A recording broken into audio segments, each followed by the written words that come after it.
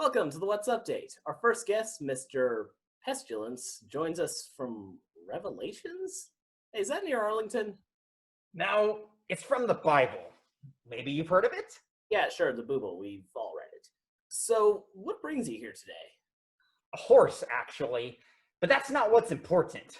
What is important is my brothers accused me of being lazy, especially with that whole Ebola fiasco. I get it, War. I made one mistake.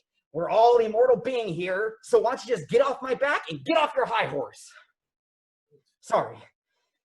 It really served as my come to GB moment because he literally came to me and told me to improve my work ethic.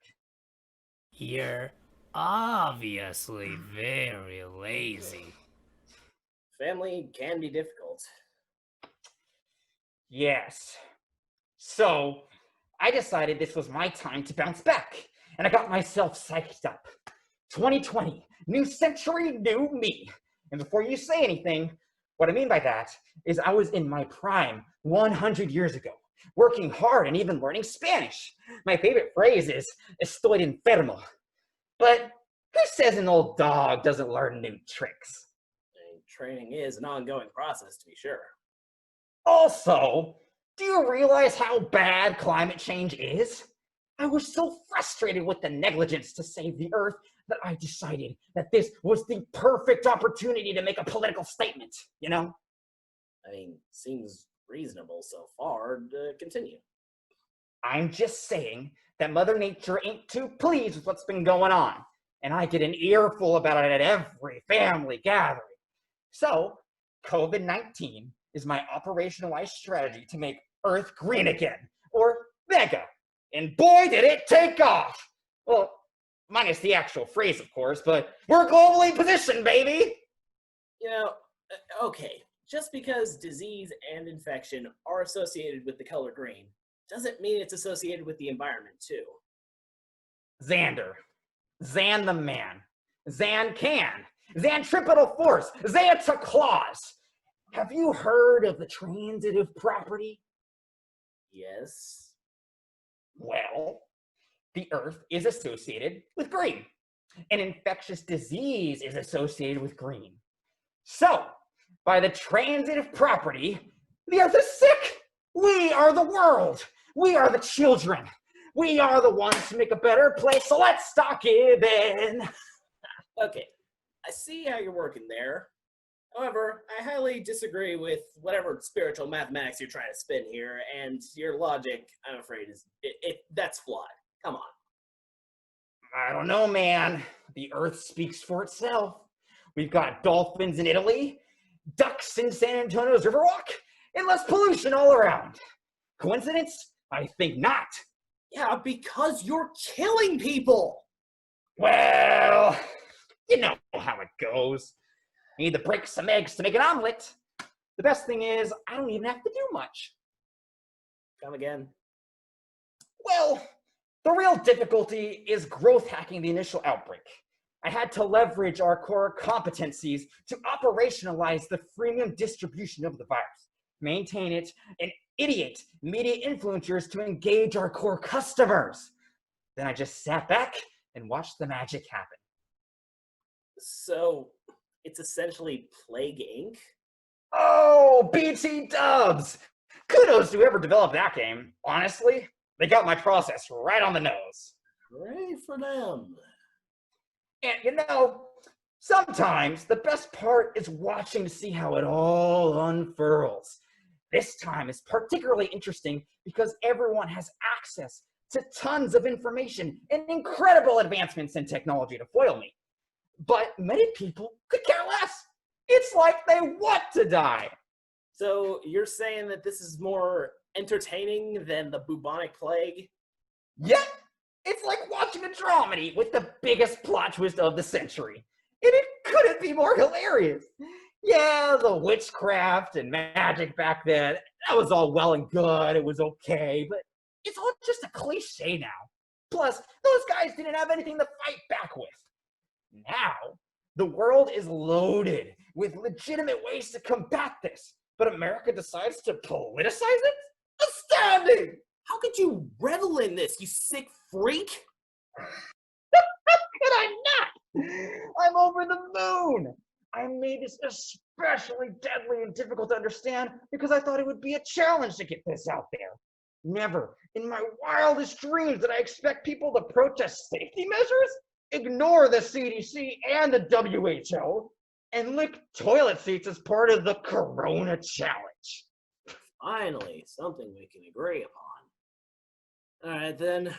What else do you have for this momentous year? What you got planned? Well, between you and me, I'm applying for Time Magazine's Person of the Year. You sure that's gonna work out for you, man? Oh, I'm positive. Wink.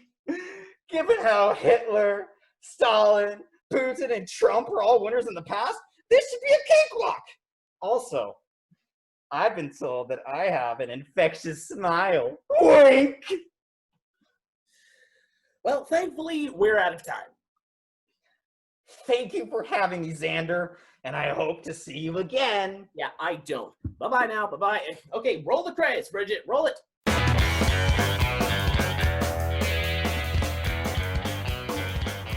Recorded in Round Rock, Texas, the #1 place to summer in place. It's the What's Update with Xander Quation. Yeah, it's the Summer in Place edition, dude.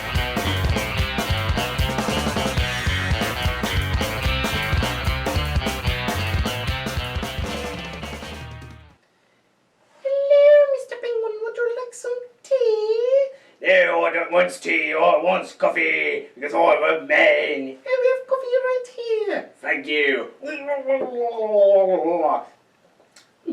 Much better, thank you. I'll be a pill until I've had my morning coffee. Oh, well, yes, it's not true.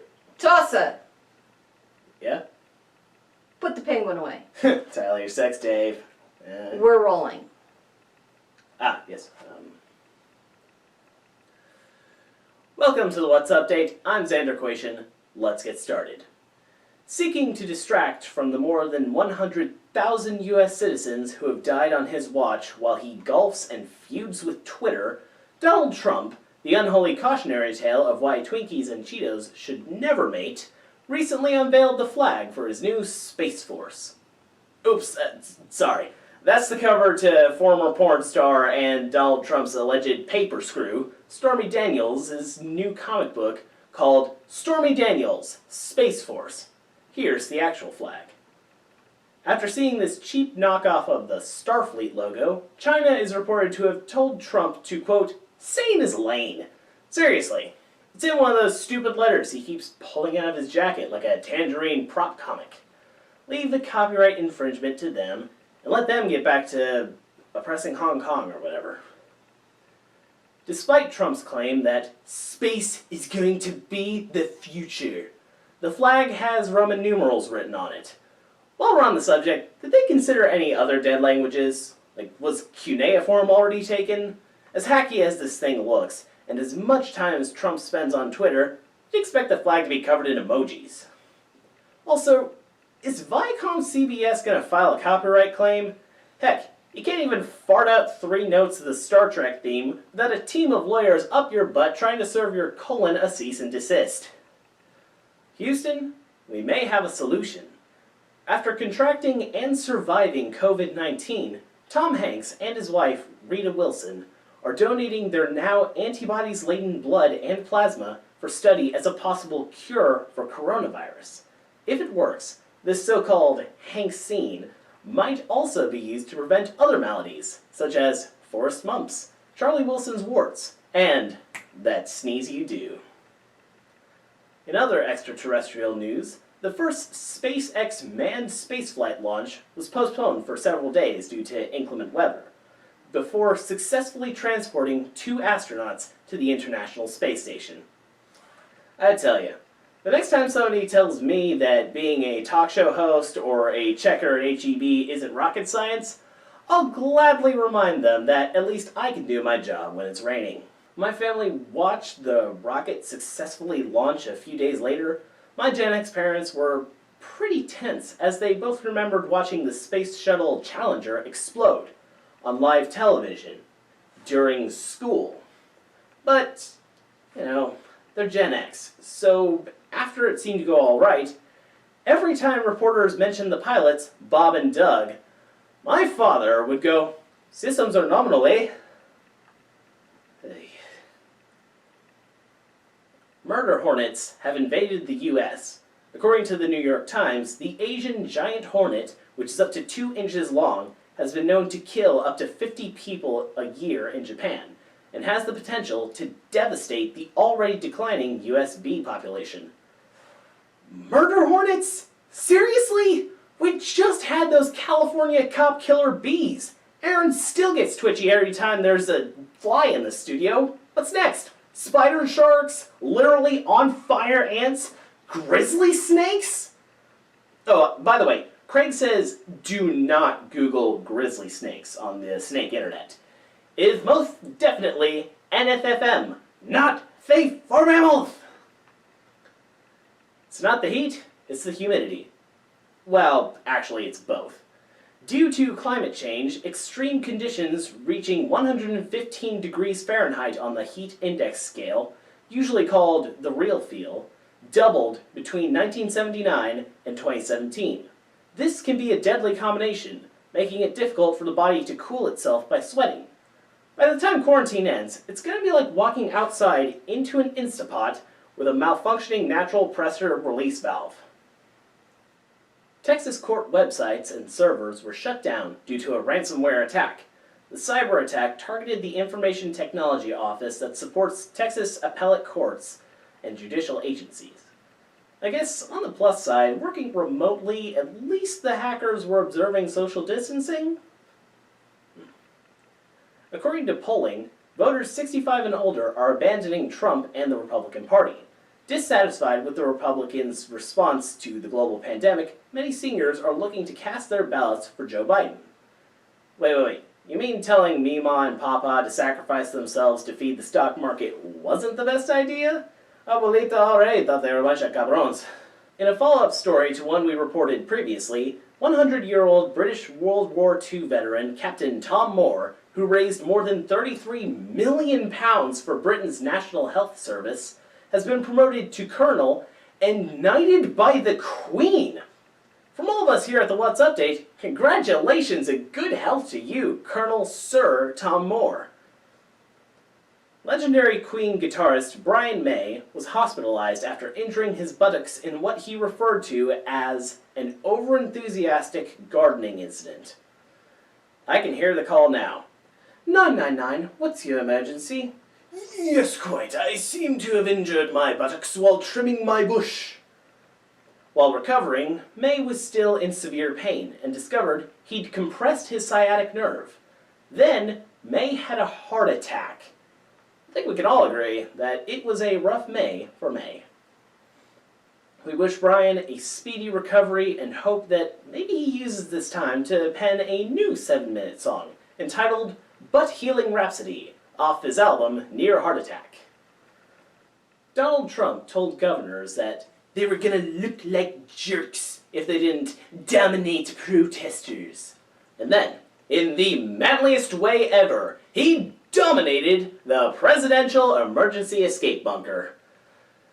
He claims he was just inspecting it, but even if you believe him, that's an odd way to spend your Friday night, isn't it? Melanie, I'm just heading down to the bunker. I'm taking a Bible with me. It's not weird or anything. It's not weird. Fake news, it's not weird. Then, maybe because he didn't like how the bunker story was playing in the news, he held a press conference declaring himself a law and order president. While he was giving that speech, he had military police gas peaceful demonstrators, including staffers at the church across the street, just so Law and Order WTF could get a photo op with a very uncomfortable looking Bible, which he admitted was not his. That Bible looked to me like it should be expecting a $130,000 check from Trump's personal lawyer. To be honest, we'd love for our stories to be more balanced between the Democrats and Republicans, right and left, rational and insane, but realistically, You don't make a bunch of Neville Chamberlain jokes when the world's most famous Adolf is tweeting right there. Stick around. We'll be right back. Welcome back. Well, we tried. In March, when we moved the show from the studio to our homes, we made a pledge. We said we weren't going to talk about Trump, and we weren't going to talk about the pandemic. We managed to pull that off for several episodes. The pain and horror of recent events has managed to push the ongoing global health crisis out of the news cycle. We don't have words for how heartbroken and distraught we are about the rage, betrayal, and terror people are feeling in the wake of George Floyd's death at the hands of 4 Minneapolis police officers. Our federal government, specifically the President of the United States, has abdicated any sense of moral authority. This capitulation is just one in a long line of failures to uphold their oaths of office. And let's not forget that while law enforcement is showering peaceful crowds with tear gas, flash grenades, and rubber bullets, there's still a pandemic outside. As of this recording, the United States has 1,841,629 confirmed cases of COVID-19 and 106,669 deaths. Over 40 million jobs have been lost. Most states are still in one degree of lockdown or another. Although it seems longer, only a few weeks have passed since men in camouflage carrying semi-automatic weapons descended on courthouses and state houses to demand their right to die. Or was it their right to get a haircut? May was a long year. Look, we don't have time to unpack the racially based disparity between the law enforcement response to white men with AR-15s shouting in their faces versus people of color being injured or worse while demanding justice for a man murdered on film. I don't know, maybe we'll do that in a future episode. What we do have time to talk about is the pathological cognitive dissonance one has to possess to ignore the credible warnings of scientists, public health officials, the CDC, and doctors. It's as if the death of Harambe opened a portal to the darkest timeline that even C-137 Rick Sanchez wouldn't touch with a 10-foot Jerry. I mean, I get it. I completely understand the nagging voice of the complete and utter D-bag in your brain that tells you not to do something even though you should. Like, I'm a grown man, I can have a messy room if I want to, ma'am! And it's fine if you don't want to eat your vegetables. I get not wanting to put down your game controller and haul your butt off the couch to go jogging in the heat. We would all rather eat an entire box of untoasted Pop-Tarts for breakfast than a cup of plain Greek yogurt and a hard-boiled egg.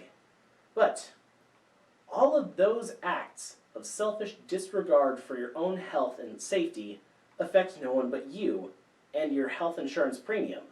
Well, if you still have health insurance.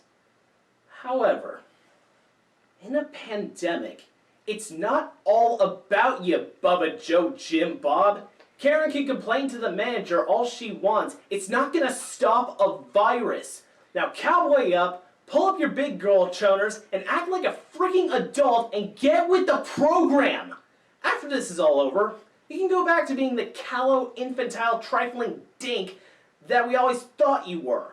But until then, I'd like to see my bubby survive to see me graduate college. Thanks.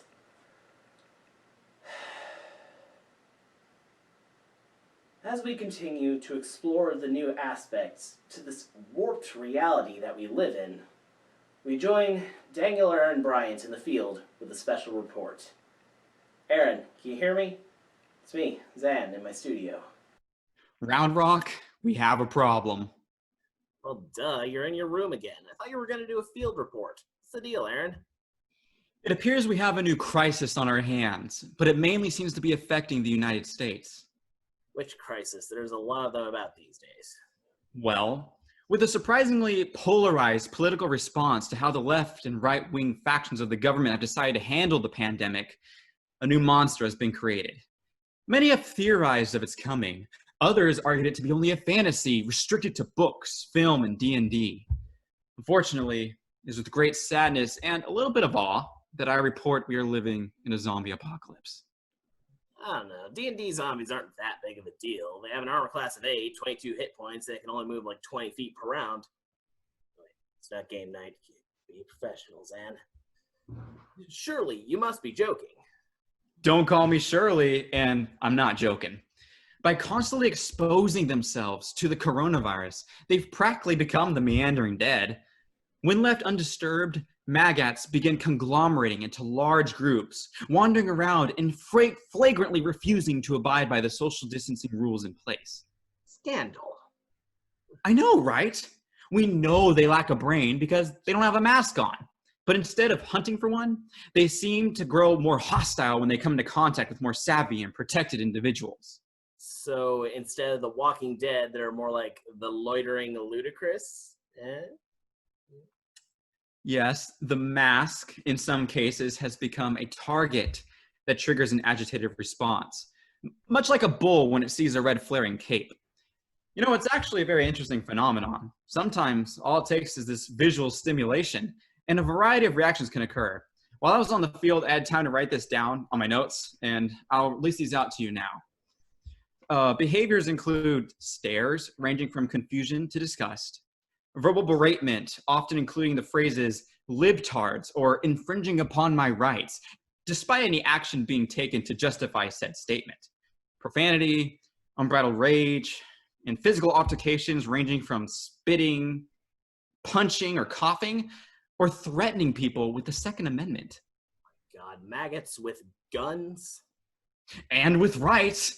Oh, don't forget the rights. Nothing but rights. Maggots and rights are like two peas in a pod. They love rights so much that they seem to forget the rights of the people they're shouting at. So, yeah, they are sure to remind you of that. To think that we used to worry about undead teenagers creeping around malls with nothing to do. With this and murder hornets, because we still need to deal with that, all that around, we need to be on our toes and stay safe. You can say that again. We need to be on our toes and stay safe. Yeah, tell me about it. We need to be on our toes and stay safe. Yeah, you can say that again. We need to be on our toes and stay Okay, I get it, you broken record. I see what you're doing there. But anyway, the presence of these maggots has significantly increased the danger levels of our more rational citizens. Not only do they have to deal with a pandemic that's ravaging millions, but they need to stay clear of Darwin Award candidates at every turn. Oh, yeah, they're all a bunch of real winners in that regard. Yes, we highly advise everyone to refrain from trying to interact with these wretched souls, as it seems they will not be returning their express ticket to the afterlife. It's best left to the authorities to enforce any provisions in place, but even they must stay alert lest they too become a statistic. So what can reasonable people do to avoid these witless wraiths? Luckily, it shouldn't be too difficult, given how easily identifiable maggots are. If they're wearing a MAGA or KAGA hat, Trump pent shirts, or bumper stickers, or sporting a Confederate flag, do not interact with them. Dude, I was doing that anyway. Is there anything else? Some areas are hit harder than others. I don't quite know what's going on in Round Rock for you or for Pflugerville for Jaden, but Arlington it's not looking good. My friend witnessed a maggot bathing in a river, cleaning his long gray beard alongside his pickup truck with an enormous American flag in his trunk just billowing in the wind. In other words, they're poisoning our water supply. Ugh, disgusting. Round Rock isn't doing much better. Honestly, it's very confusing. Seeing a whole bunch of Wilco Bubbas screaming, "My body, my choice," next to their pickup trucks sporting pro-gun and pro-life stickers. Yeah, a second. I'm getting a signal from Jaden.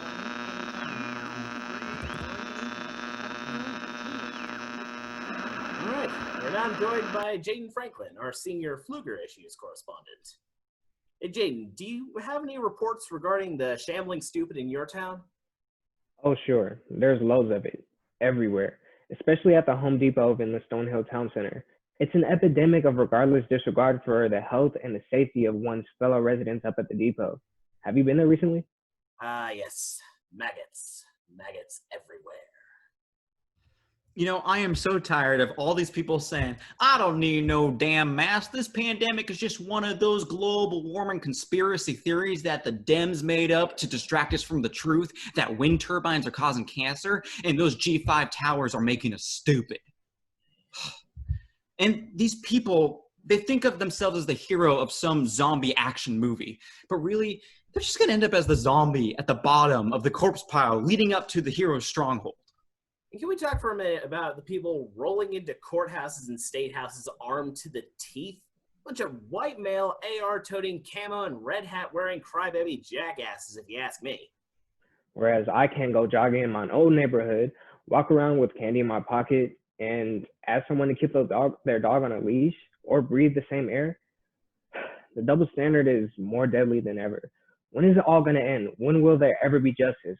When can I have my life in peace and not worry about my life walking on the sidewalk or just minding my own business?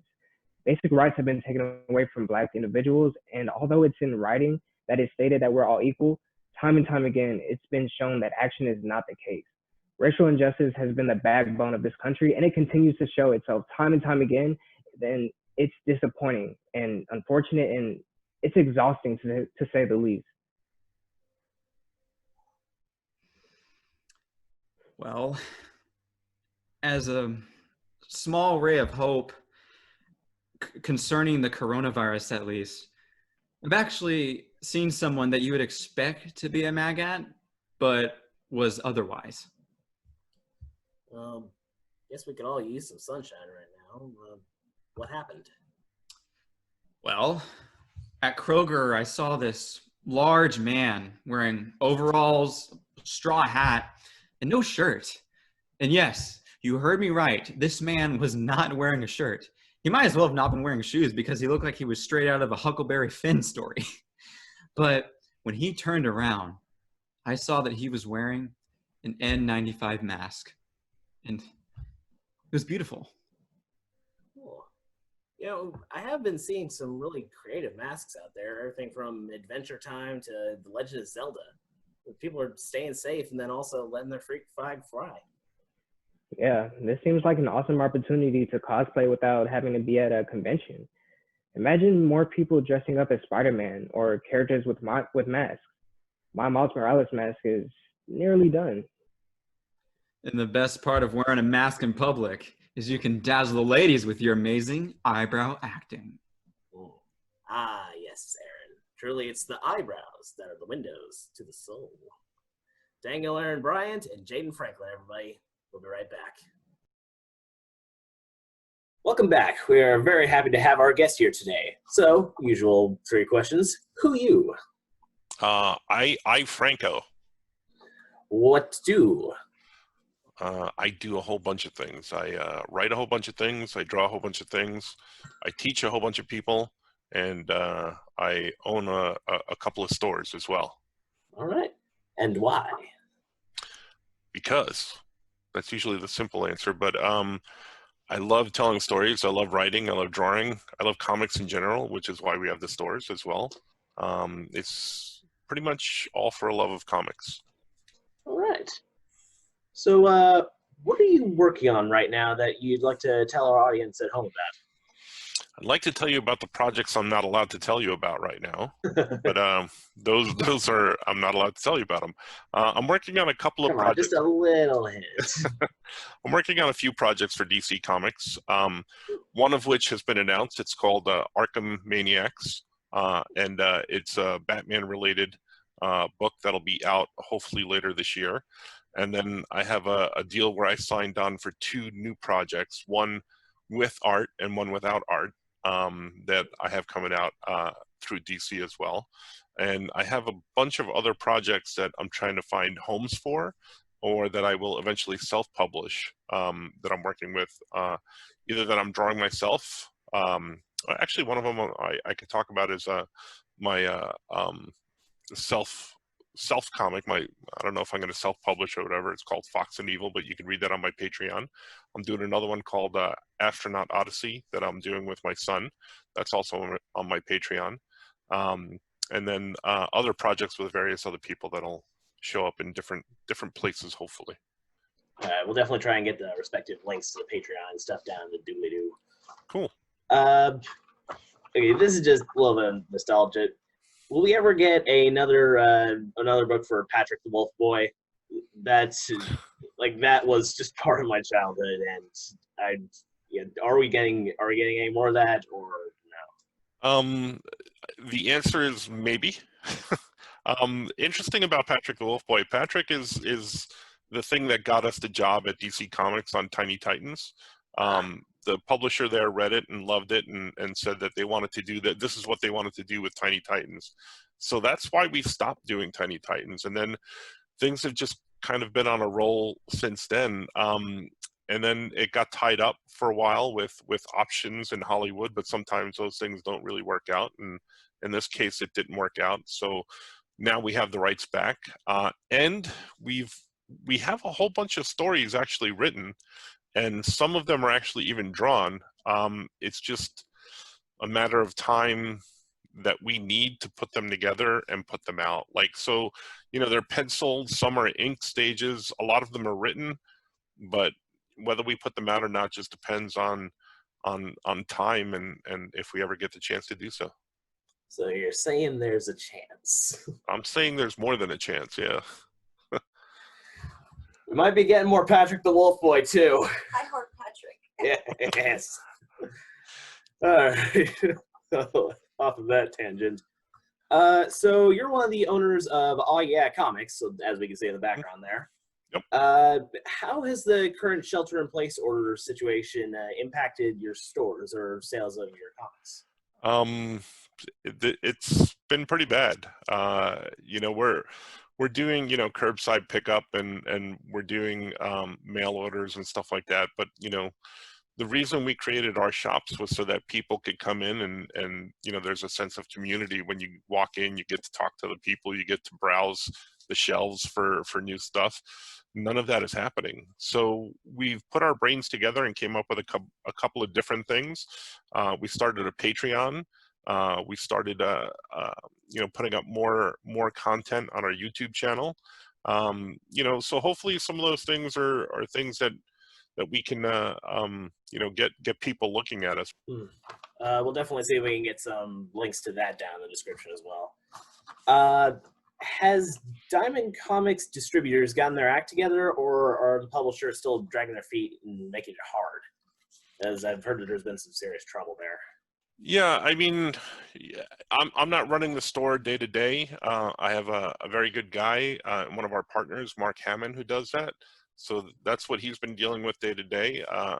I understand that, the situation that Diamond is in, because, there's some printers that closed down because of this virus thing. So it's not only affecting, individuals who are looking to buy comics, it's affecting everybody down along the line. It's affecting artists, it's affecting publishers, it's affecting, trucks traveling back and forth that are bringing this stuff. So I kind of understand some of what they're going through, and hopefully we'll see them picking things back up. But, we're trying our best to keep doors open and keep things going. So, only time will tell as to what's actually going to happen. We have been seeing a lot of good work from you and other artists on like social media websites, and also now through the whole Patreon deal. It seems that we're also getting some quality content even regardless of the current comic situation. Yeah, I mean, there's been a lot of, video content that's being put out there and art content. I've been streaming some art stuff and I kind of started it as a joke, and I think it's one of the reasons you initially reached out to me was my quarantine post on Facebook, was because, I put the first one out just kind of as a joke, like, I'm stuck on an island type thing, and everybody was yelling at me, even my cat. was yelling at me, but it turned into kind of like a writing exercise. So to date, I've already done like 20, 25 or 26 of them. And it's basically my morning writing exercise. It's the first thing I do when I get up is I write one, and then my day goes on from there.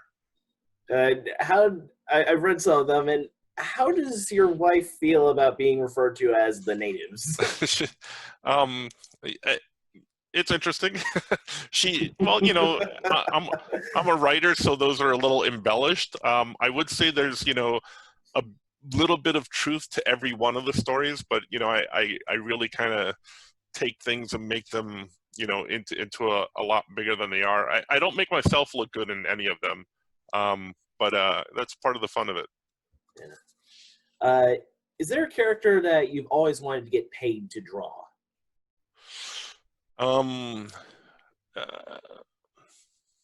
No, I pretty much have.